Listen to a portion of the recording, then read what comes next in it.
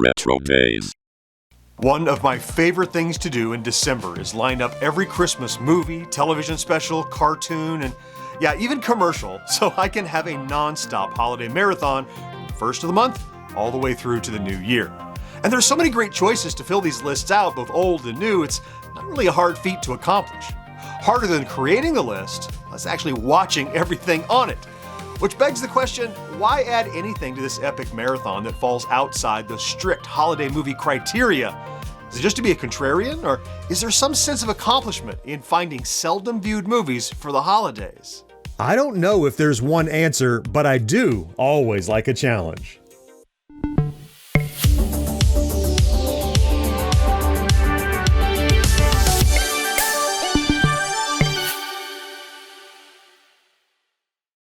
According to my friend Will, during a conversation we had on the 1980s Now podcast, there are 4 criteria we can apply to determine if we're dealing with a Christmas movie or just some sad sack Christmas wannabe. Well, my words, not his. The 4 criteria outlined by Will are as follows. 1, is it set during Christmas? 2, is it Christmassy? 3, is it about family?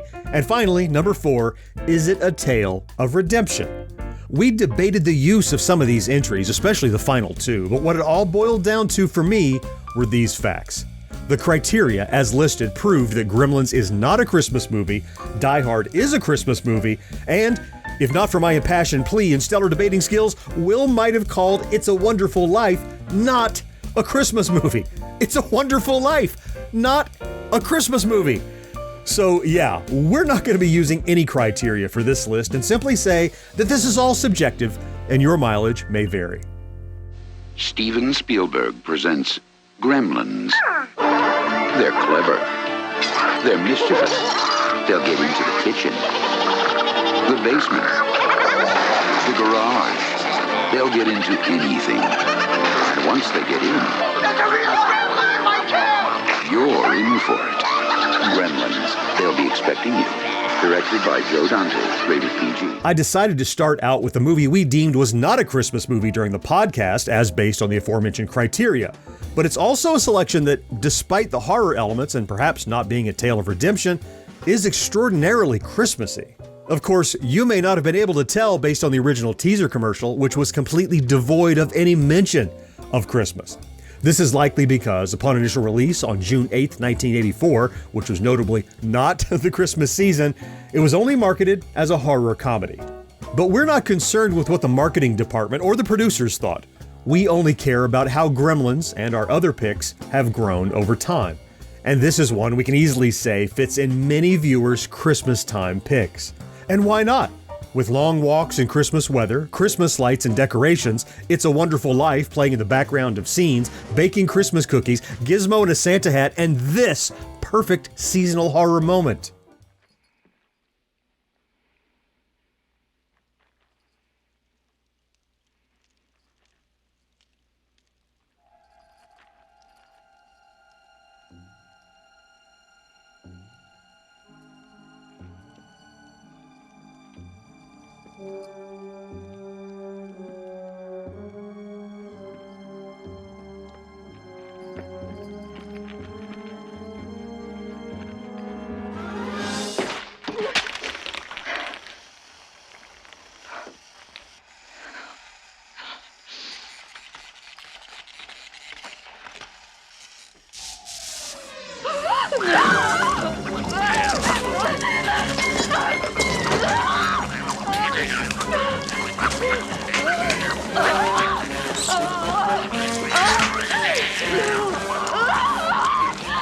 And this scene? Christmas carolers. I hate Christmas carolers. Screeching voiced little blue sniffers. I warned you, Brad!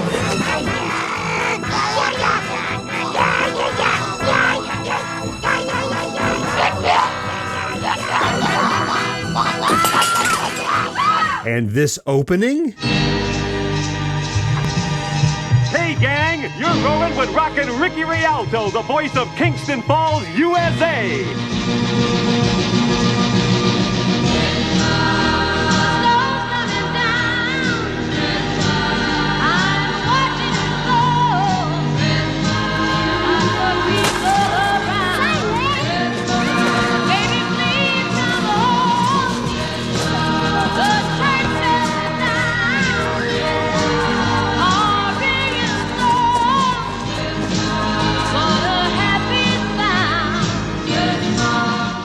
I mean, come on.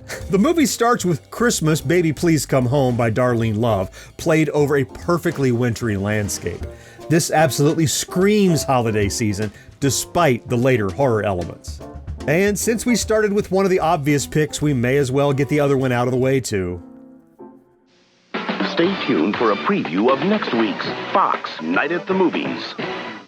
Next Monday, 40 stories, 12 terrorists, 1 cop. It's gonna be a long night. Do you really think you have a chance against us, Mr. Cowboy? Yippee-ki-yay. Whoever you are, the channel is reserved for emergency calls only. Do I sound like I'm ordering a pizza? Bruce Willis stars Welcome to the party, pal.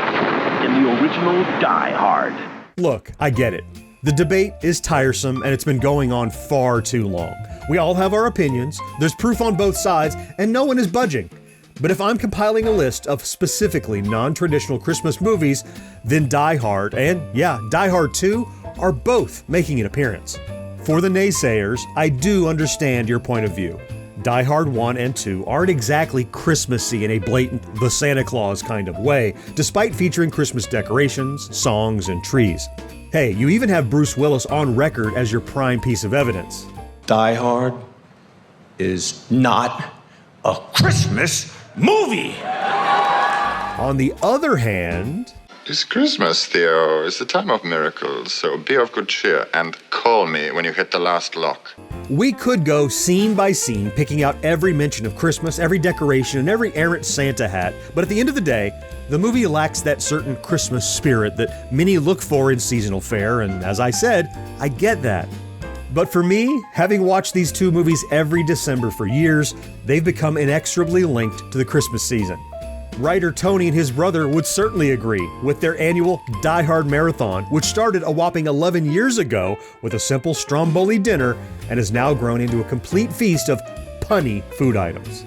Nothing screams Christmas like a welcome to the party platter, complete with Yippee Cayenne Mother Clucker chicken, Ham's Gruber, twice baked potatoes, ho ho ho hummus, and Die Hard dumplings. You could say it's just everything these growing boys need. Can I have your attention, Gotham City? It is time for tonight's lighting of the tree.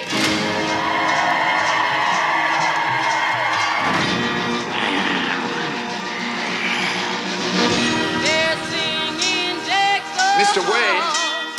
But it's not like Christmas at all. 'Cause I remember when you were here and all the fun we had last year. You and I have something in common. Batman. I want to play an integral part in his degradation. You don't really think you'll win, do you? Snow's coming down. I'm watching it fall. Merry Christmas, Mr. Wayne. Baby, please. Merry Christmas, Al. I played this stinking city like a heart from hell. Meow.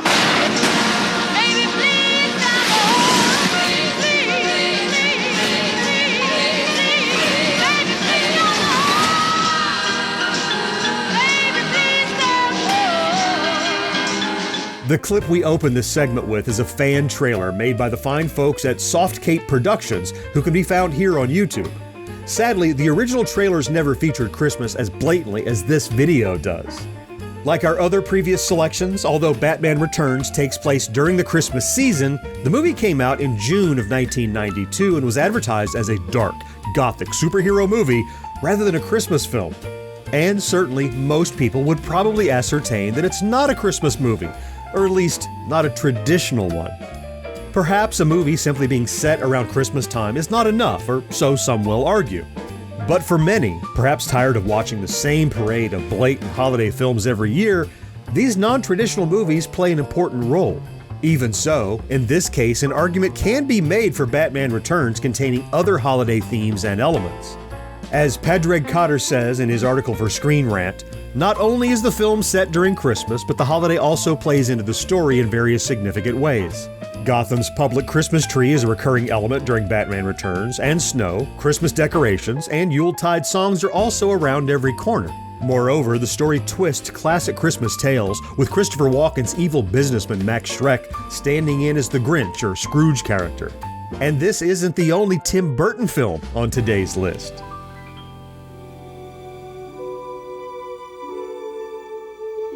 Innocence is what he knows. Beauty is what she sees.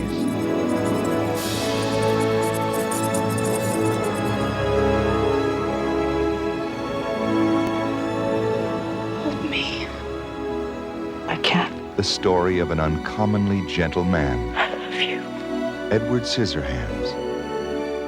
Unlike Batman Returns, Edward Scissorhands was at times promoted, if not as a Christmas movie, then certainly in a wintertime and festive way when it released on December 14th, 1990.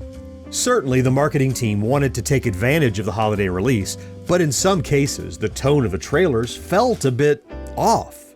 This Christmas, from the director of Beetlejuice. It's not polite to stare, dear. Can I bring show and tell on Monday? Laugh with Edward. Whoa, it's a heck of a handshake you got there, Ed. Come on, let's get you sharpened up. Edward, would you? I'll be darned. Edward Scissorhands. We don't want him rusting up on us now, do we? Now playing at theaters everywhere. Still, the movie certainly fits well among our non-traditional list. The entire story is a flashback being told on a cold and snowy night. And the end of the film, roughly the last 30 minutes, takes place around Christmas, with decorations playing a primary role in the aesthetic of the film. According to Aaron Snyder for Mainlining Christmas, actually there's an argument that might be true of the entire movie.